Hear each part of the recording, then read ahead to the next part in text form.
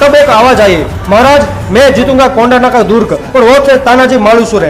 अब तानाजी और उनके साथ 300 मामले कोंडाना किले तक पहुंच गए और मुगलों के बीच भयानक युद्ध हुआ। इस युद्ध में तानाजी के पास सिर्फ 300 सैनिक थे और सामने 1500 मुगलिया सेना थी। दोनों के बीच रात के समय भयानक युद्ध हुआ और उस समय कोंडाना किला उदयभाव के हाथों में था और दोनों सेना आमने सामने युद्ध कर रही थी। और तभी तानाजी और उदयभाव दोनों योद्धा आमने सामने आए।